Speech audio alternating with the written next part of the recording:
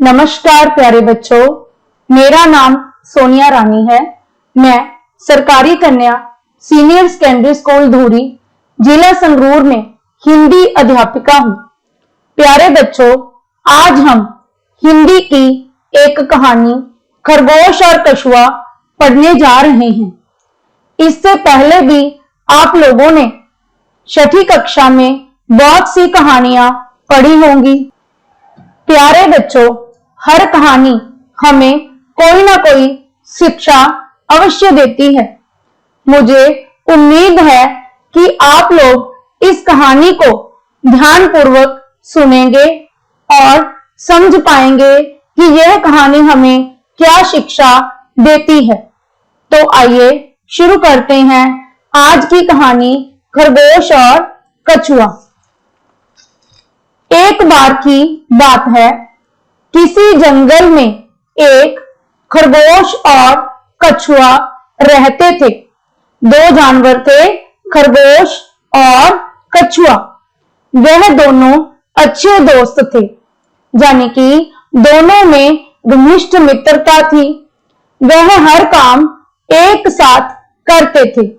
जैसे आप लोगों की जिसके साथ मित्रता होती है, आप अपना हर काम जैसे खेलना, पढ़ना, स्कूल जाना उसके साथ करना पसंद करते हो, वैसे ही वे दोनों भी हर काम एक साथ किया करते थे। पर कछुआ काफी धीरे चलता था, जबकि खरगोश काफी तेज चलता था। प्यारे बच्चों, ये जरूरी नहीं कि हमारी हर आदत और हर विशेषता हमारे मित्र के साथ मिलती जुलती हो, क्योंकि ईश्वर ने प्रत्येक व्यक्ति को विशिष्ट बनाया है। इसी प्रकार कछुए और खरगोश में भी एक अंतर था। कछुए की चाल धीमी थी, जबकि खरगोश की चाल तेज थी। इस बात पर खरगोश को काफी घमंड था।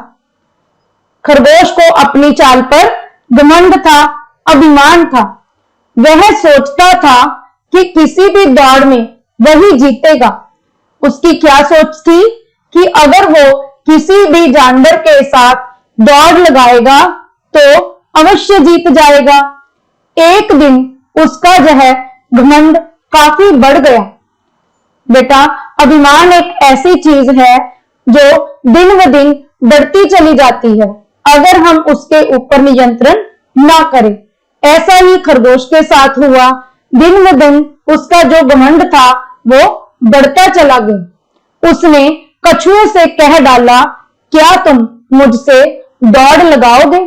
अपने इस अभिमान के चलते उसने अपने ही पक्के मित्र को एक चुनौती दे डाली।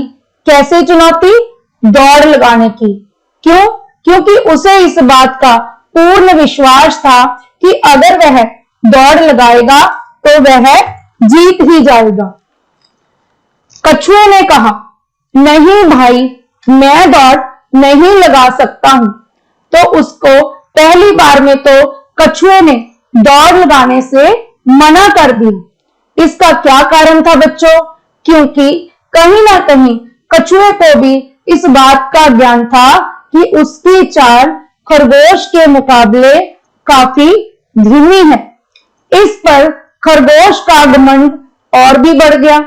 जब सामने वाले ने हार मान ली हो, दौड़ लगाने से पहले ही उसकी पेशकश को ठुकरा दिया, तो सामने वाले का जो अभिमान था वो और भी बढ़ गया। वह जंगल के दूसरे जानवरों से इस बारे में कहने लगा। क्या कहने लगा? मैं कितना तेज दौड़ता हूं, पर कछुआ कितना धीरे धीरे चलता है। प्यारे बच्चों, साधारण जीवन में भी ऐसा ही होता है कि अगर हम किसी की चुनौती स्वीकार ना करें तो सामने वाले का विश्वास और पक्का हो जाता है कि हम कमजोर हैं। तो इसी बात का वह जो खरगोश था वो गुणगान करने लगा सभी जानवरों से, और वो अपने ही मित्र को नीचा दिखाने लगा कि इसकी चाल धीमी है और मेरी चाल तेज तेज है। यह बात कछुए को जंगल के दूसरे जानवरों से पता चली। क्या पता चली? कि उसका मित्र उसकी पीठ के पीछे उसी की बुराई कर रहा है, उसी को अपने से नीचा दिखा रहा है। वह बहुत ही क्रोधित और दुखी हुआ जब हमारे अपने रिश्तेदार, सगे संबंधी या मित्र हमारे बारे में बुरा भला कहते हैं और यह बात हमें किसी बाहर वाले से पता चलती है तो हमारा दुखी होना स्वाभाविक है। यही कछुए के साथ हुआ। उसे गुस्सा भी आया और दुख भी हुआ। उसने दौड़ को स्वीकार किया। इस पर खरगोश ने सारे जंगल के जानवरों को बुलाया। देखो, वही कछुआ जिसने पहले दौड़ को स्वीकार करने से मना कर दिया था, उसी ने दुखी होकर उसी चुनौती को स्वीकार किया। तो खरगोश ने सारे जानवरों को बुलाया। क्या करने के लिए बुलाया? यह निश्चय करने के लिए कि दौड़ कब और कहां होगी। सभी जानवर वहां आए। सभी जानवरों ने मिलकर दौड़ की दूरी को तय किया। सभी ने मिलकर यह निश्चय किया कि दौड़ कहां से कहां तक लगाई जाएगी। अगले दिन दौड़ शुरू हुई। खरगोश दौड़ने में काफी तेज होने के कारण बहुत जल्द कछुए से बहुत आगे पहुंच गया। जैसा कि हमने पहले पढ़ा है कि खरगोश कछुए के मुकाबले बहुत तेज दौड़ता था। यही कारण था कि दौड़ शुरू होते ही खरगोश झट से काफी दूरी तय कर चुका था। जब खरगोश ने पीछे देखा तो कछुआ दूर दूर तक नजर नहीं आ रहा था। फिर उसने सोचा, कछुआ तो काफी धीरे धीरे चलता है, क्यों ना मैं थोड़ा सा आराम कर लूं। क्या सोचने लगा खरगोश कि मेरी चाल कछुए से बहुत तेज है और कछुआ अभी बहुत पीछे होगा, तो मैं तो काफी आगे निकल चुका हूं, क्यों ना मैं थोड़ी देर आराम ही कर लूं। तेज दौड़ने के कारण खरगोश थक भी गया था। प्यारे बच्चों, आप लोग अक्सर टेलीविजन पर दौड़ देखते होंगे। दौड़ लगाने वाले खिलाड़ी दो प्रकार की रणनीति का प्रयोग करते हैं। एक वो खिलाड़ी होते हैं जो आरंभिक क्षणों में तेज दौड़ते हैं और जीतने का प्रयास करते हैं, पर ये जरूरी नहीं बच्चों कि जो पहले तेज दौड़ता है वही जीतता है, क्योंकि दूसरे वो खिलाड़ी होते हैं जो आरंभिक क्षणों में अपनी ऊर्जा बचाकर रखते हैं, धीरे धीरे दौड़ना आरंभ करते हैं और अपनी शक्ति का प्रयोग अंतिम क्षणों में जीतने के लिए करते हैं।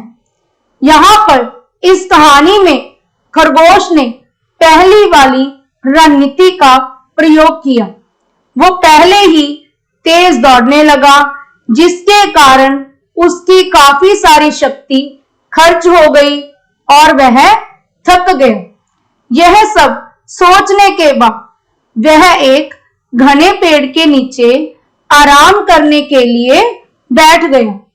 सोच विचार करने के बाद कि मैं तो बहुत आगे हूं, कछुआ अभी बहुत पीछे होगा, वह आराम करने के लिए बैठ गया। कुछ देर बाद उसे नींद आ गई और वह गहरी नींद में सो गया। प्यारे बच्चों, आप लोग जानते हो कि अक्सर जब हम बहुत थके होते हैं तो नींद बहुत शीघ्र आ जाती है। ऐसा ही खरगोश के साथ हुआ।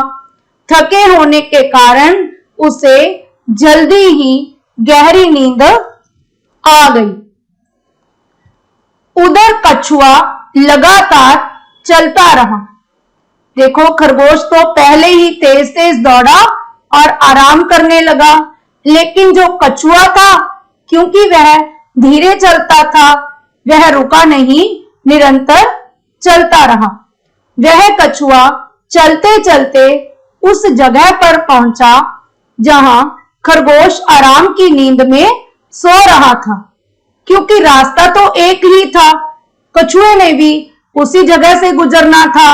तो रास्ते में कछुआ क्या देखता है कि खरगोश तो आराम से पेड़ के नीचे सो रहा है। कछुआ बिना कुछ आवाज किए वहां से आगे बढ़ गया। तो कछुआ वहां पर रुका नहीं, उसने खरगोश को बुलाया नहीं, बिना कुछ बोले ही आराम से सहज से आगे बढ़ता गया। इस तरह वह कछुआ लगातार चलता रहा और अंत में दौड़ की आखिरी जगह पर पहुंच गया। तो प्यारे बच्चों, जो स्थान एक दिन पहले निर्धारित किया गया था, उस अंतिम स्थान पर कछुआ निरंतर चलता हुआ पहुंच जाता है, बिना रुके, बिना आराम की सोचे। इधर उस खरगोश की आंख खुली तो उसे लगा वह कछुआ अभी पीछे ही है। तो खरगोश जब नींद से जागा तो उसके मन में अभी भी वही बात थी कि कछुआ तो बहुत धीरे चलता है। क्या बात थी कि कछुआ तो बहुत धीरे चलता है, अभी वह यहाँ नहीं पहुंचा होगा, वह बहुत पीछे होगा। उसने दौड़ना शुरू किया और मंजिल पर पहुंचा तो उसकी आंखें फटी की फटी रह गई। जब दौड़ते दौड़ते तेजी से खरगोश अंतिम स्थान पर पहुंचा तो उसकी आंखें फटी की फटी रह गई। आंखें फटी की फटी रह जाना, प्यारे बच्चों, एक मुहावरा है जिसका अर्थ होता है हैरान हो जाना। तो जब खरगोश ने देखा कि कछुआ तो वहां पर पहले से ही मौजूद है, तो उसे बहुत हैरानी हुई। उसने देखा कि जंगल के सारे जानवर उस कछुए को जीत की बधाई दे रहे हैं। जब खरगोश अंतिम स्थान पर पहुंचता है तो क्या देखता है कि कछुआ तो पहले से ही वहां पहुंचा हुआ है और जंगल के सारे जानवर उसके साथ मिलकर उसकी जीत का जश्न मना रहे हैं। उसे अपने किए व्यवहार पर बहुत ही पछतावा हो रहा था। किस बात का पछतावा? इस बात के लिए पछतावा हो रहा था कि उसने अपने ही मित्र के साथ बहुत बुरा व्यवहार किया था। उसने कछुए से माफी मांगी। जब उसे अपनी गलती का एहसास हो गया कि उसने अच्छा नहीं किया, तो उसने अपनी भूल स्वीकार की और अपने मित्र कछुए से माफी मांगी और वादा दिया कि अब दोबारा वह ऐसा कभी नहीं करेगा। कैसा नहीं करेगा बच्चों? उसने ये वादा किया कि वह कभी भी किसी बात पर अभिमान नहीं करेगा, घमंड नहीं करेगा और किसी को उस घमंड में आकर बेकार में चुनौती नहीं देगा। तो प्यारे बच्चों, जैसा कि मैंने आपको पहले ही बताया कि हर कहानी हमें कोई ना कोई सीख देती है। प्रत्येक कहानी से हम कुछ ना कुछ अवश्य सीखते हैं। वैसे ही यह खरगोश और कछुआ कहानी भी हमें कुछ सीख देती है। इस कहानी से यही सीख मिलती है कि जो धैर्य और मेहनत से काम करता है, उसकी जीत पक्की होती हैं। बच्चों, आप लोगों ने सुना होगा, सहज पके सो मीठा होए। इसका क्या अर्थ होता है? इसका अर्थ होता है कि जो काम हम सहजता से, धैर्यता से करते हैं, उसको जीत अवश्य प्राप्त होती है। तो आप लोगों ने देखा कि कछुआ सहजता से आगे बढ़ता गया, बिना रुके चलता गया, तो उसकी जीत हुई।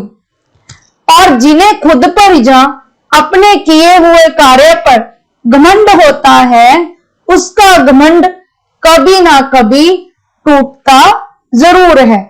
तो इस कहानी में भी हमने देखा कि खरगोश को अपनी चाल का बहुत अभिमान था।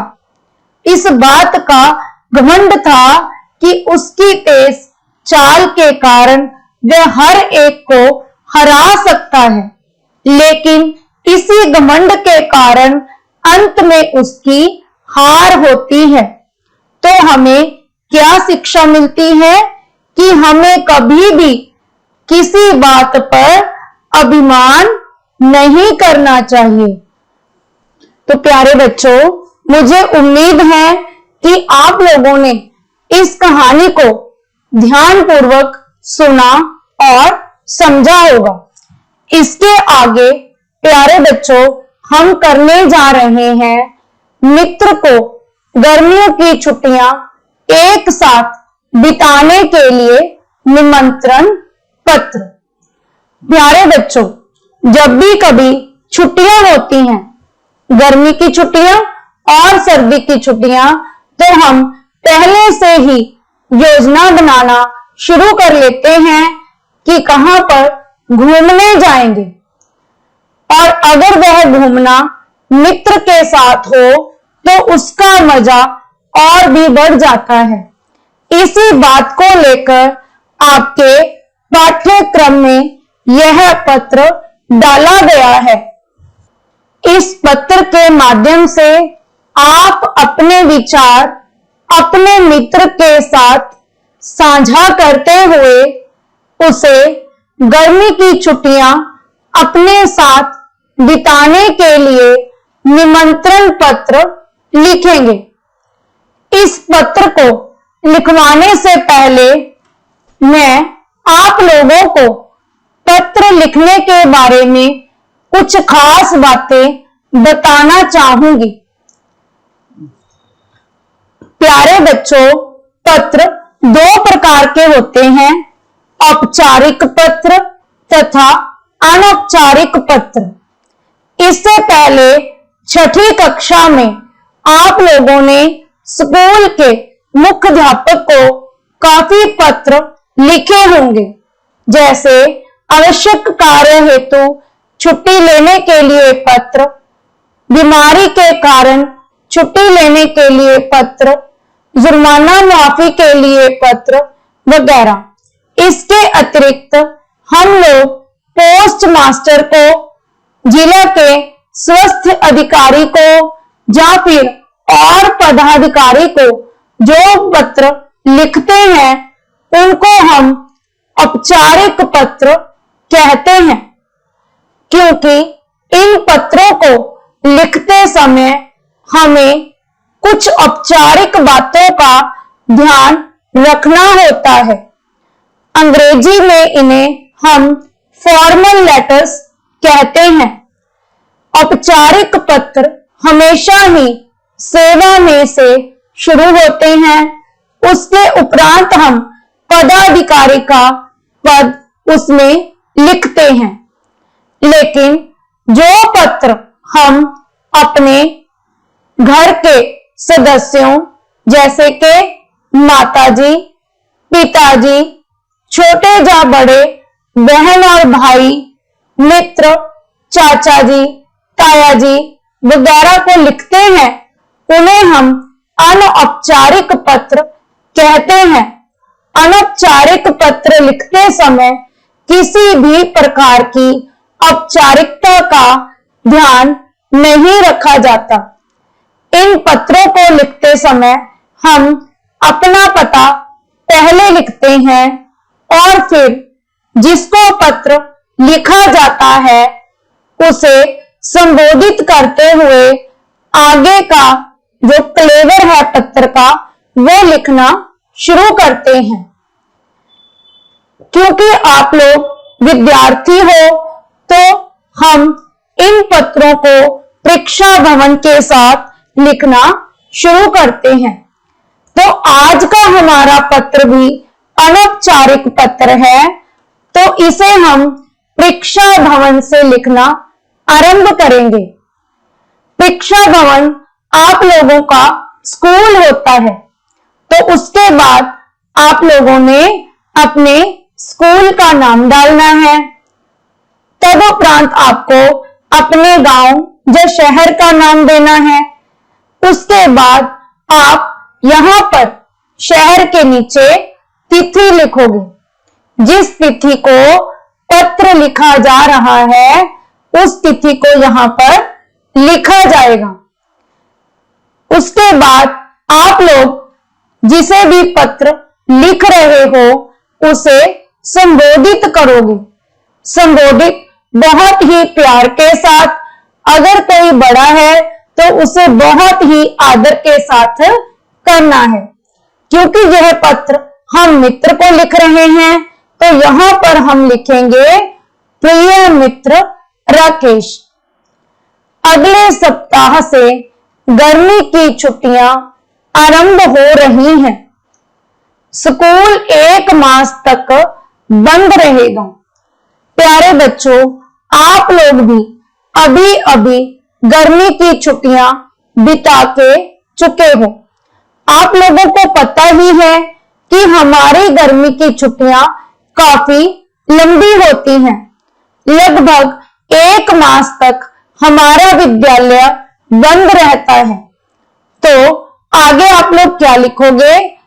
आगे आप लोग अपनी योजना के बारे में अपने मित्र को बताओगे। इस बार मैंने छुट्टियों के दिन अपने चाचा जी के यहाँ शिमला में बिताने का निश्चय किया है।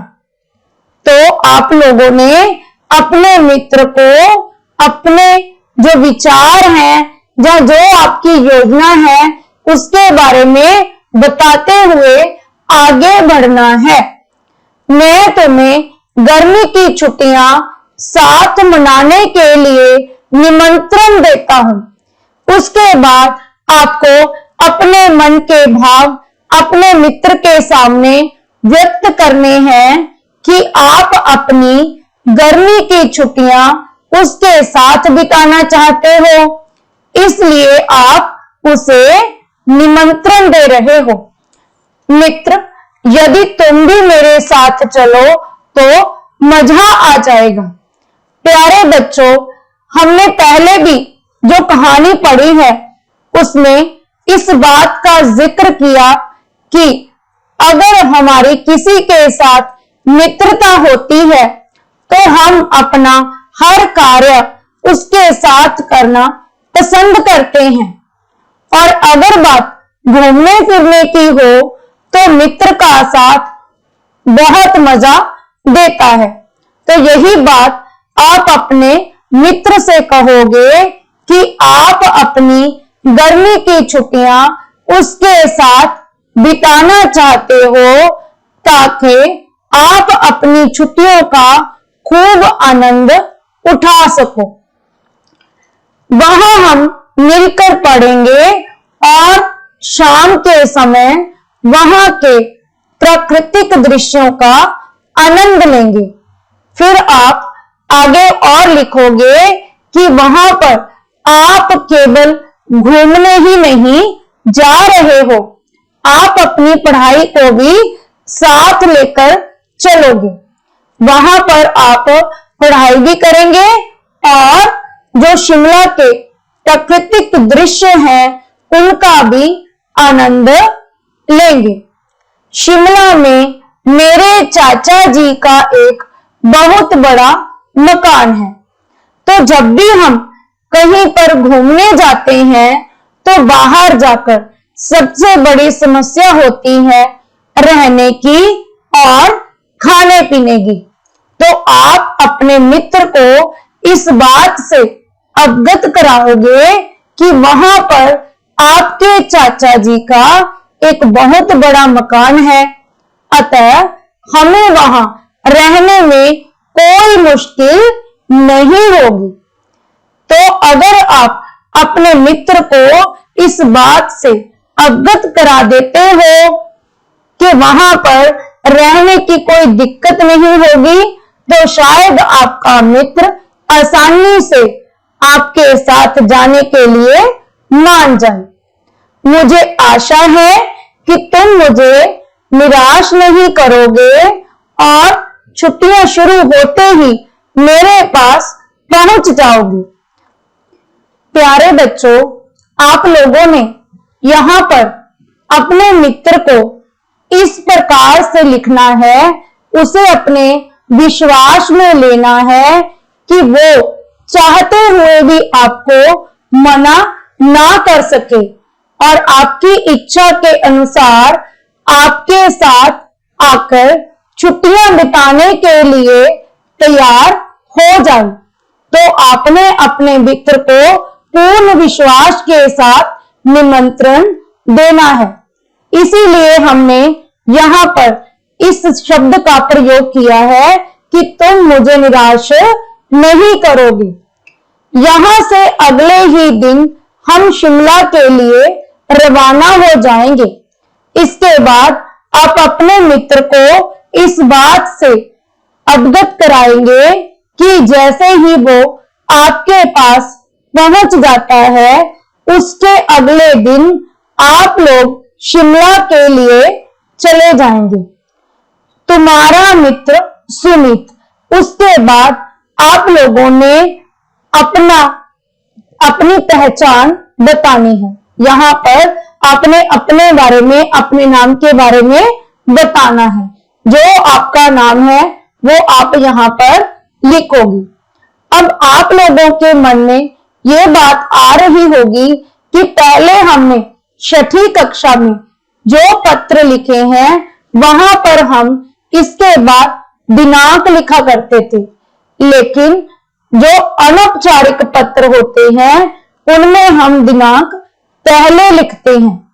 अपने जो पत्र का क्लेवर होता है उसके पहले ही दिनांक लिखा जाता है, लेकिन जो औपचारिक पत्र होते हैं उनमें हम दिनांक बाद में लिखते हैं। प्यारे बच्चों, मुझे आशा है कि इस वीडियो लेक्चर को देखने के बाद आप लोग औपचारिक और अनौपचारिक पत्र में अंतर को समझ गए होंगे और अगर आपके अध्यापक किसी भी उपविषय पर आपको किसी भी प्रकार का पत्र लिखने के लिए कहेंगे तो आप बड़ी आसानी से अपने मनोभाव व्यक्त करते हुए उस पत्र को लिख पाएंगे। एक पत्र को लिखते समय जिन जिन बातों का ध्यान रखना आवश्यक होता है, मैंने सभी बातों से आपको अवगत कराने का प्रयास इसमें किया है।